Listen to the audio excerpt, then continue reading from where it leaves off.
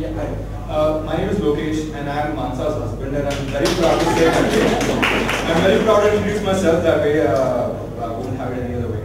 But my question, I'm very proud. You just looked under tremendous pressure when you had to say that. What's going to happen after that? No. The pressure is from the question that I'm going to ask, because I think it's a little sensitive and it's not on the business aspect of entrepreneurship, it's more on the social aspect of entrepreneurship. And this has come from a dialogue that I had with a friend recently, and please allow me to set context for this question. So when I was telling him that I'm going to Hubli to attend a women entrepreneurship summit, so he asked me, so why are you going?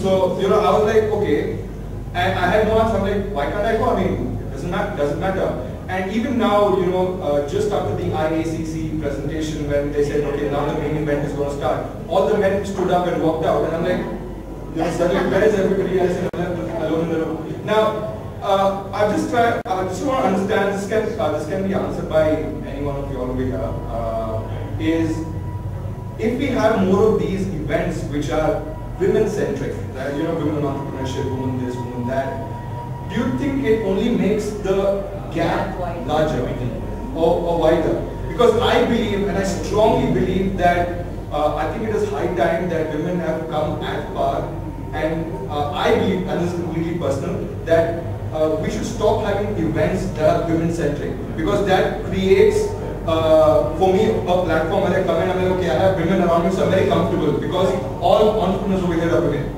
And I believe, and this is something that I want answers for, that when do you think we'll have a time in India where we stop doing something specially for women and we have everything equal?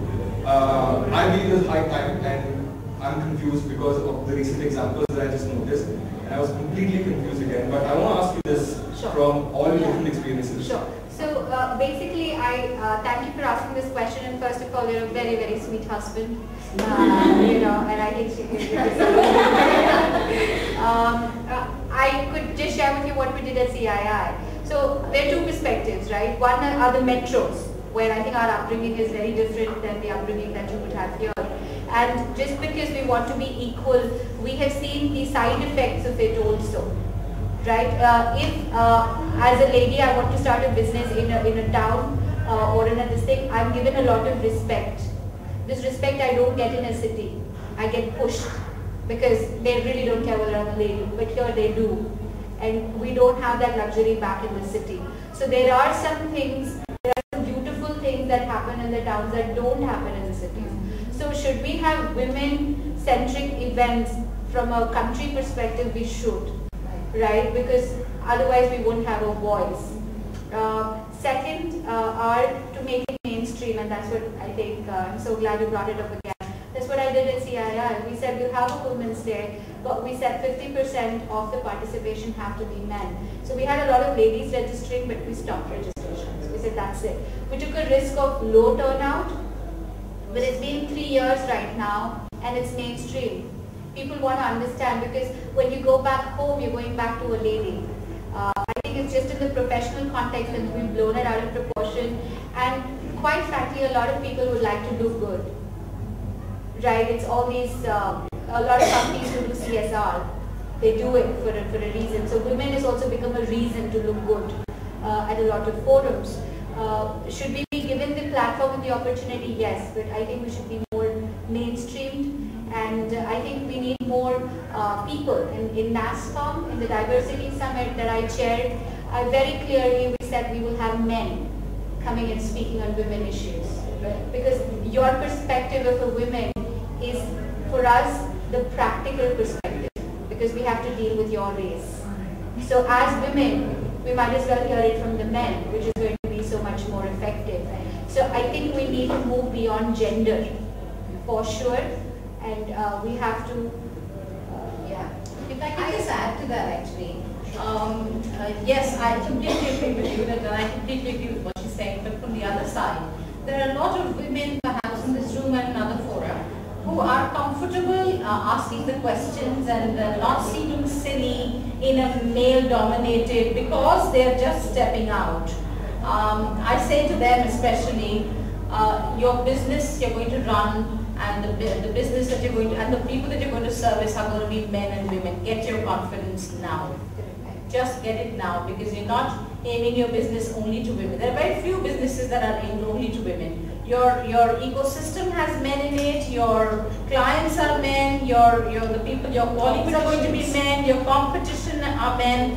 Deal with it. Begin to get confident within yourselves to be able to deal with it, and in fact come onto forums where there is diversity, and this time when I say diversity I mean that there are more men present.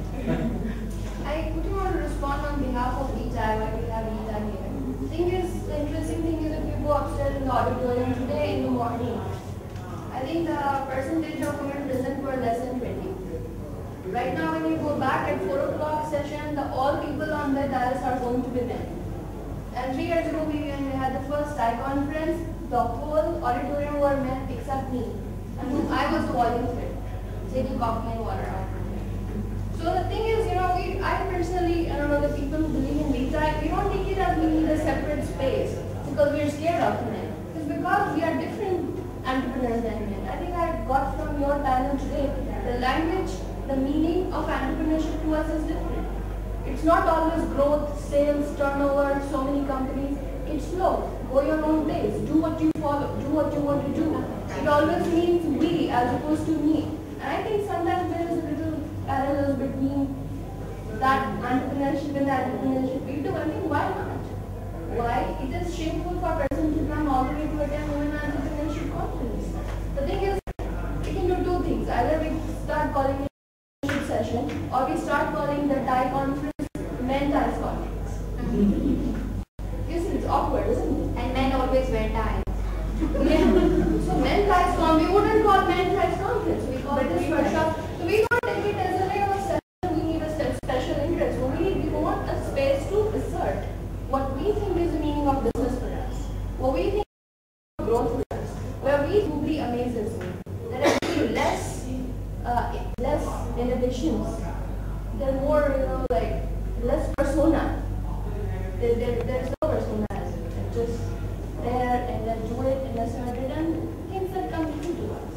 So I basically just want to clarify that VTI is really not the sign of weakness. It's the sign of that we need a space to assert. And next year when you come, we'll have a VTI conference. Then maybe, you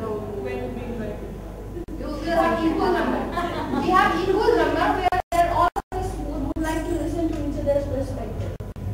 And things are changing. Britannia CEO seems the top 100 companies, now out of them 100 companies are owned by women. The CEOs are the women. Because things are changing. They understand that women are the shoppers. Shoppers, 90% of women will go to the big stores and whatnot. It makes sense for Pepsi's to hire a woman as a CEO, as not. So I think we kind of getting out of this space, oh we are women and an entrepreneur. No, we are women and that's why we're better and entrepreneur. So don't try to sound too presumptuous here. I'd like to clarify and thank Yashaswini because I think my context, more than the question and the content of the question, the context was correctly picked up by Yashaswini because... No, I'm answering to all people. Yeah. Especially in Hubli. Why we have this is very context specific. Yashaswini responded as we have to the rest of the nation. I'm very, my context is super specific. Let's take 2 more questions because we have another 5-10 minutes. And then let's get to hear what the fantastic people have to say. Is that a hand? Yeah, you want to ask questions? Yes. Okay, this is for Yashaswini. Yes. Because she was BC and into funding. I would like to ask you what is exactly the role of BC and what exactly looks in a company? Because there are so many misconceptions that BC pushes the company and they pressurize the company and so many things. Right. So, thank you for that question, and I think just for the general context, does a VC push the company? Yes. That's his role, to push the company. Okay. I think a lot of us have to understand the difference between equity, funding, all of this. A lot of us think that funding is the great big thing, right? But funding would actually mean that there is investment into your company, there is investment into your company for a reason. Okay, and they may take stake in your company, they may They may appoint their own CEO. So the term sheet that we like to call it is pretty different from different things, and funding itself is very different. So you have concepts like faith capital. Okay, we've heard of there's a word called faith capital where I trust you, and there is no track, but I just trust you. So I put in some capital for you to start your business. That's called seed funding. Seed funding happens at the startups, right? So again, there you're betting your money on not really the track record. The VC funding traditionally comes when there is a track record of a minimum. You have the proof of concept, and you kind of have a very good model, but now you want to scale. Something like how the stage that she's in, Manasa. So now she's got a good model going in Bangalore.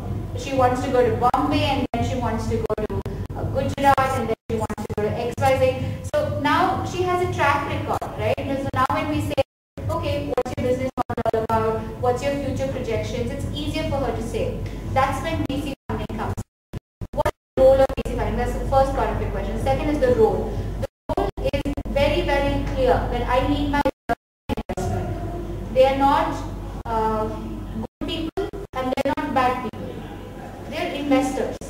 So an investor looks at return on investment. So I give you 10 lakhs today, I give you even 40 lakhs today, or even a crore today. That's not the point. The point is, when am I going to get my money back? I could have taken that 1 crore and put it in a bank and earned an FD, but I